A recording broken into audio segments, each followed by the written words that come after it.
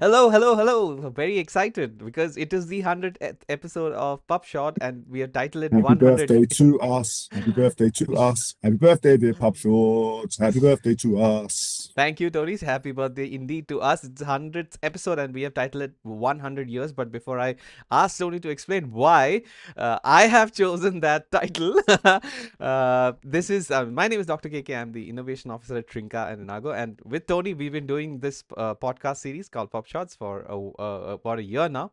And we're very, very thrilled and happy to be on the 100th episode with Tony. So, Tony, please introduce yourself and the show and the title, please. So, yes, hello, everyone. I'm Tony O'Rourke. I'm VP for Partnerships here at Inago, and welcome, as KK says, to this 100th episode. I can't believe we recorded 100 episodes already. It's incredible. It's gone so fast. So, PubShots is a conversation between KK and I where we talk about different news articles, stories that are being in the academic, broader academic and research press over the recent weeks. And what we like to do is we like to name episodes after pop songs. Both KK and I are quite music obsessed, if we're honest.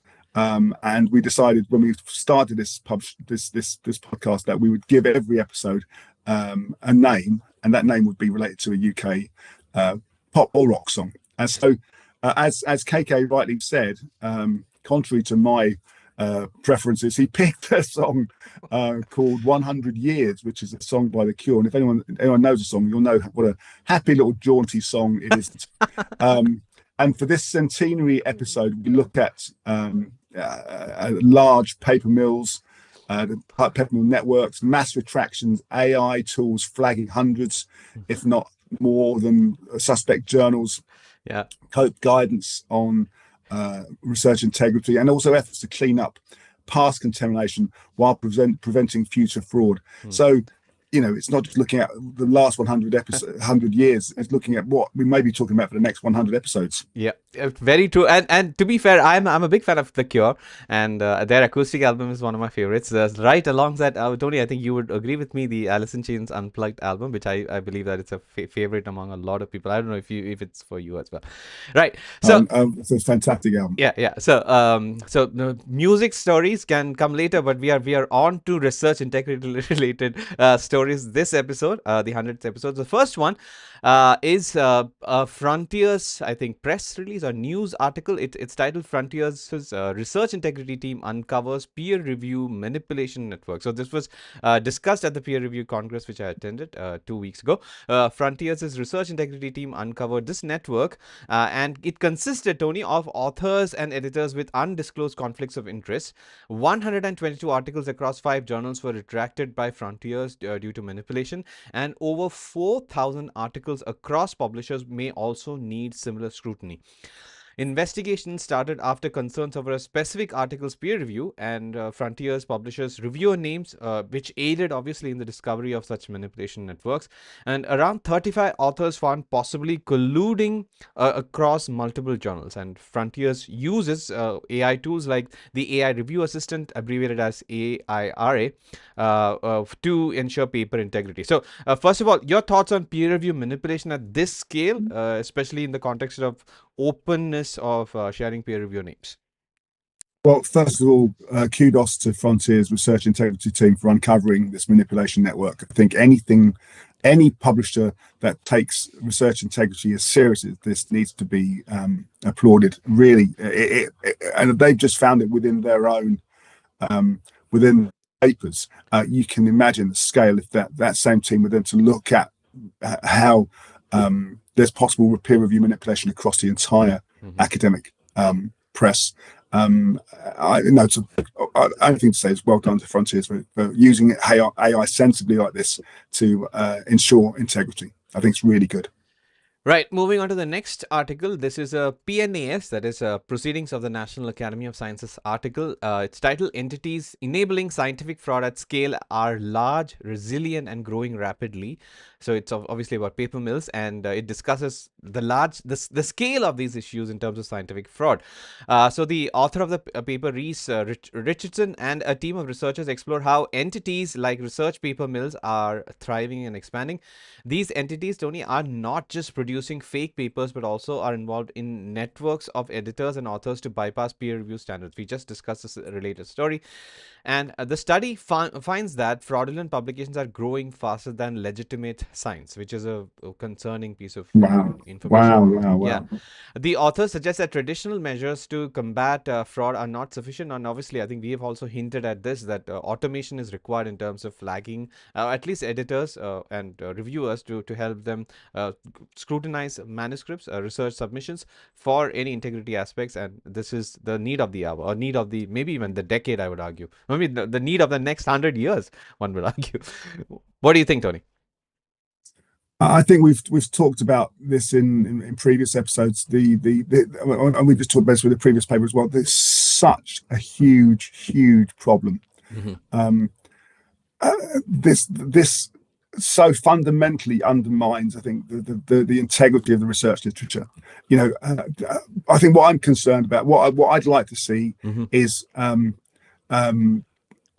what publishers like this, what research organizations, research societies, funding agencies are doing to make sure these kinds of fraudulent actors are being removed from the community. They're not able to participate in the same way anymore, because they're not playing by the same rules as everybody else, as honest actors who are producing honest research and generating honest citations for their papers. And if they've been found out and it's been proven, they need to be banned from, in my opinion, submitting their research for publication. Right. I've just into those journals. Open figure 1. This obviously shows the network that we are talking about, and the black wedges are also, I think they show the integrity, questioned integrity aspect. So there's a big network happening, and so it's another sort of wonderful research to sort of uncover these things. And I think we need automations to at least flag, at least bring to the humans. Yeah, and it's only increasing. It's only increasing. Yeah. I think, and I'm sure with the intent, the more you put out, the more that's going to get through, the more that's going to sneak through. Yes, some will get picked up, but if you increase the volume, the likelihood is that more content will end up, getting published. Yep. So the next unfortunately. The next article is titled "Tackling Paper Mills Requires Us to Prevent Future Contamination and Clean Up the Past: The Case of the Journal Bioengineered." So Bioengineered is a Taylor and Francis journal and has been a target of paper mills. And this study aims to identify the problematic articles published between 210 and 224. So this was a research, the scope of the research.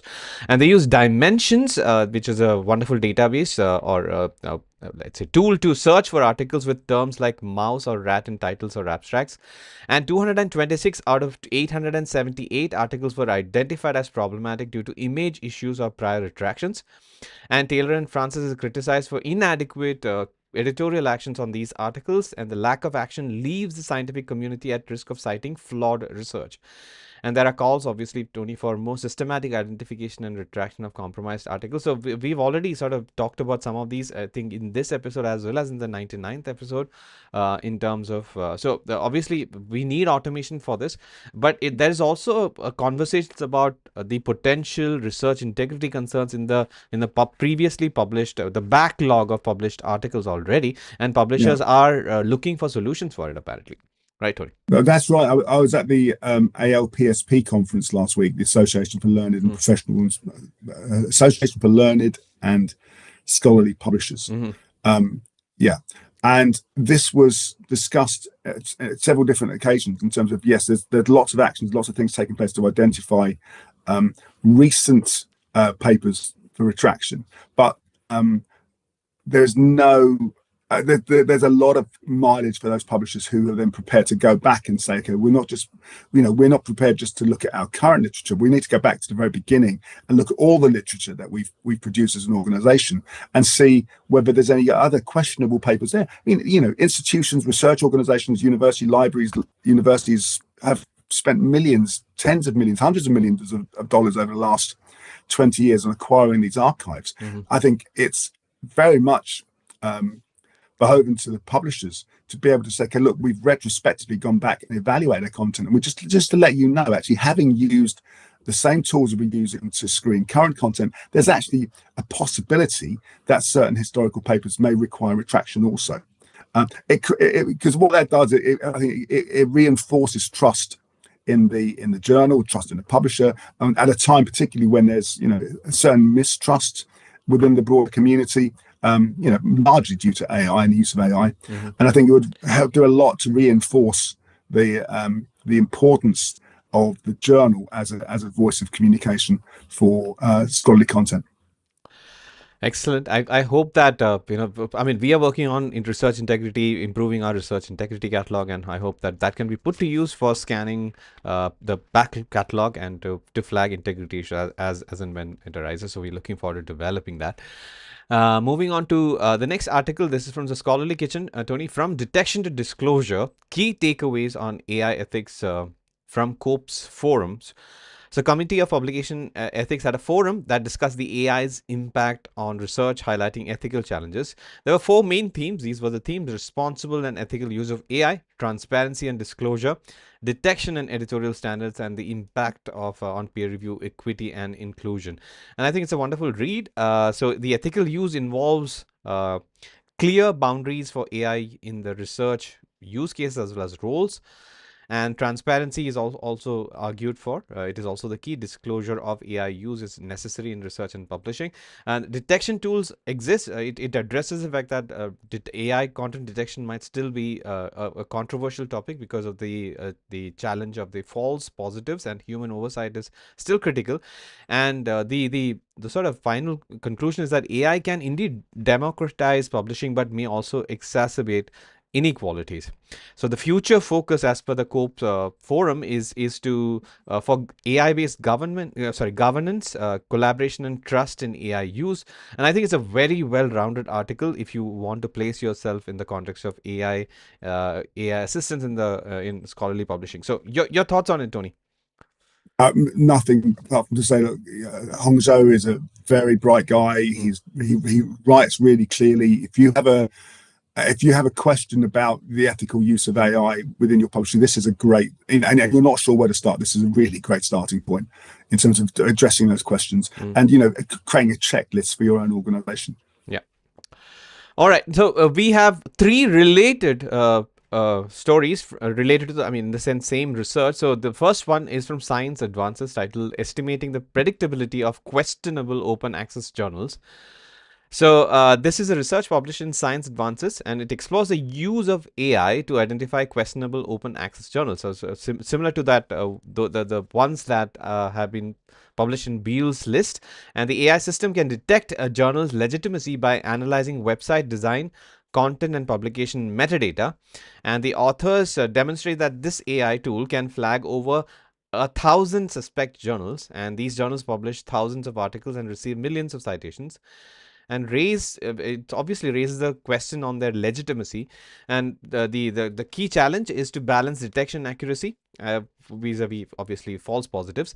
And the authors of the paper, as well as the tool, basically the makers of the tool, say that AI can complement an expert review but cannot fully replace, and human judgment is always required, at least in the context of identifying these predatory journals. What are your thoughts on this? We are all aware of the list, Beall's list, and I think it has not been maintained by the author because of various reasons. And I think this sort of a tool, especially considering the more chances of fraudulent journals being out there, is a very useful thing. Your thoughts, Tony? I'm not sure you're correct in saying that Beall's list isn't updated. It absolutely is updated.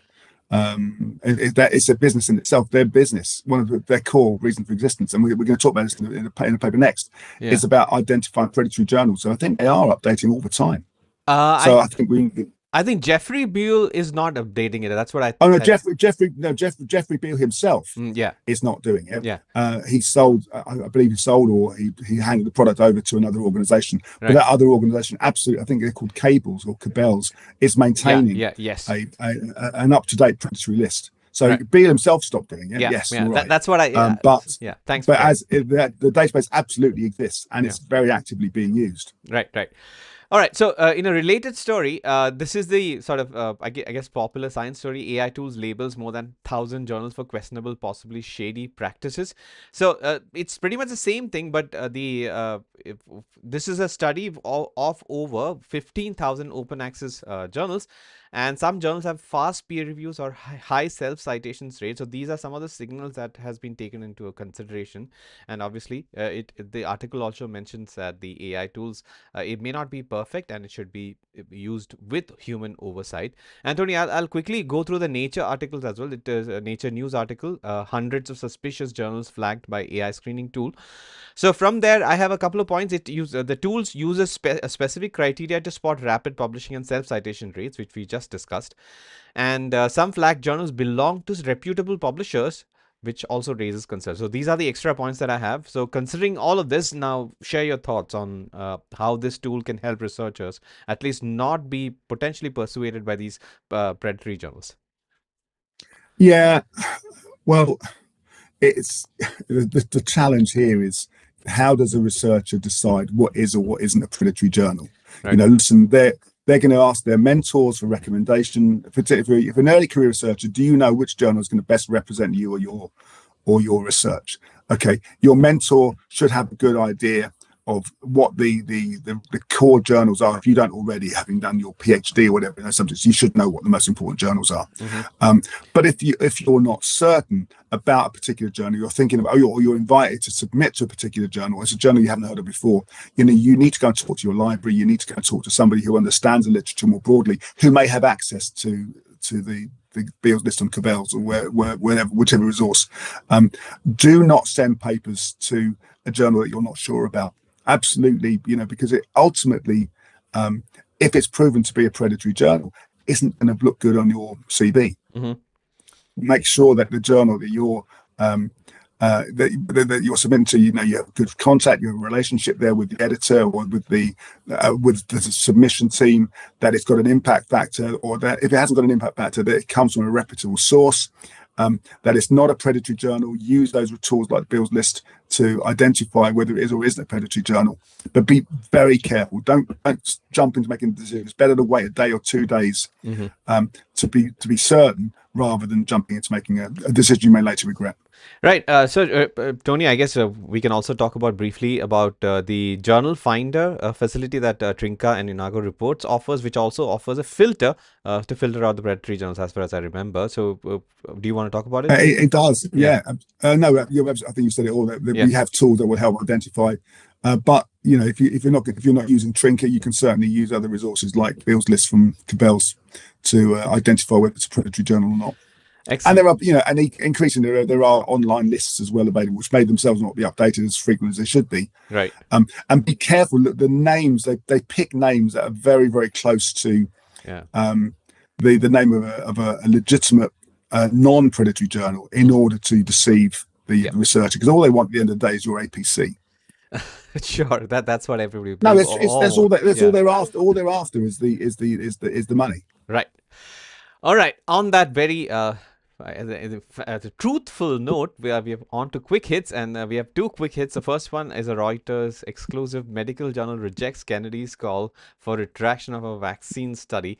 So Kennedy had questioned, RFK Jr. had questioned the safety of aluminum in vaccines, suggesting links to autoimmune diseases. The study, funded by the Danish government, found no increased health risks from aluminum in vaccines. So this was published in the Annals of Internal Medicine, supported by a large data set, Tony.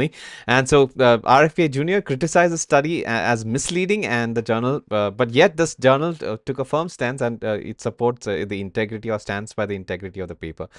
And so it's a I think this is the kind of move, at least I would expect publishers and journals to put in the context of pressure, especially from the U.S. federal government and the CDC and the NIH, etc. If at all they are being asked to retract papers which go against the agenda of RFK Jr. So your thoughts on this? I'm surprised there aren't more papers like this that are funded by national governments. I mean, I think, you know, some of the policies or some of the statements that are coming out of the US at the moment are concerning. And I think legitimate research like this, which counters that, shows that research in the rest of the world is in good health. Right, and the last article on the 100th episode is a news article from Nature again. It's titled "Research Posts on Blue Sky," the new social media sort of the replacement for Twitter, it used to be, are more original and get better engagement. So it highlights Blue Sky's growing influence in scientific communication. Apparently, Blue Sky's posts get more engagement with more likes and reposts than X, which is the rebranded Twitter. And researchers find greater originality in Blue Sky's science posts compared to that on X, and half of Blue Sky's posts are about science get at least 10 likes, which is I think amazing. Way more engagement that on X, and Blue Sky posts are often Blue Sky posts often summarize academic articles, unlike X posts that often just mention the article. So I mean, this just reminded me that I think, Tony, you and I should be more active and should be checking our Blue Sky accounts more.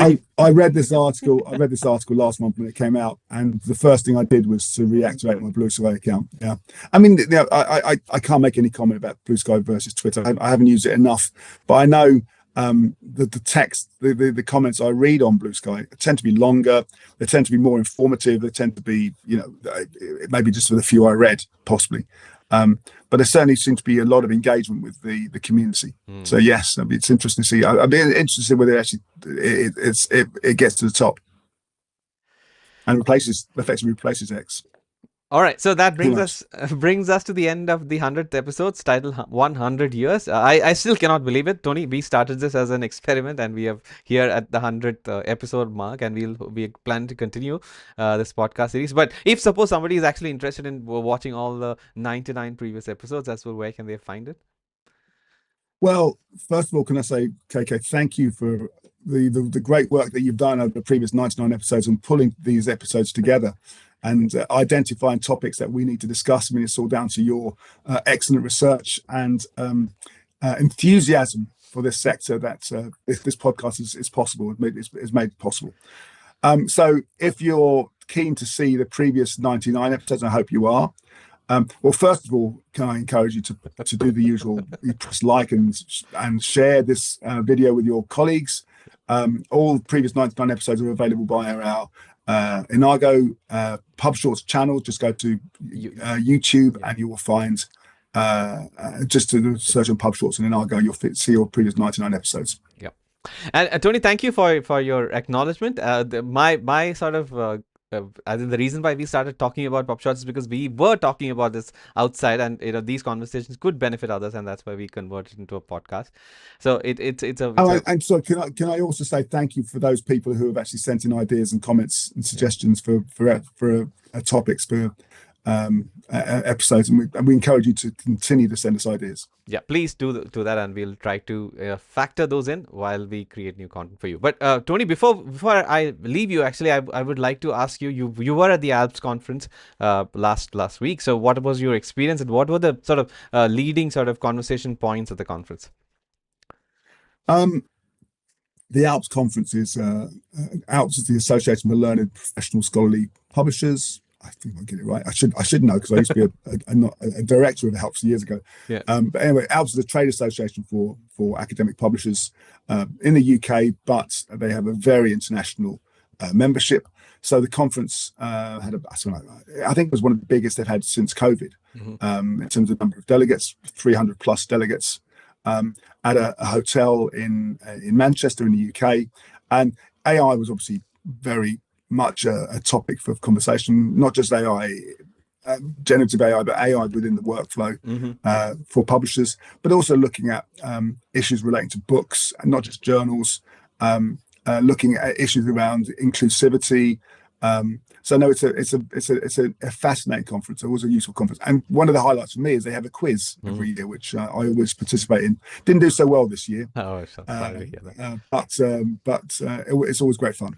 And does Manchester have a lot of record stores to your liking? Manchester has. I didn't get a chance to go to any, but Manchester has some really, really good record stores. Yes, there's a section in a district in Manchester where there were 3 or 4 quite close together. Oh, excellent. Yeah. Which I unfortunately didn't get a chance this year, because I left pretty much as soon as the conference ended. Well, I hope that you have better luck in the next Alps conference in terms of the quiz, as well as for buying and going to record stores and maybe buying a few Thank records. you. Yes, yeah, yeah. All right. So, so that brings us to the end of the 100th episode, titled 100 Years. And until the next episode, this is Dr. KK signing off on behalf of Tony, as well as the entire team that helps us put together such content and bring it to you. So we'll see you in the next one. Tony, bye bye. See you at episode 101. Indeed, bye bye.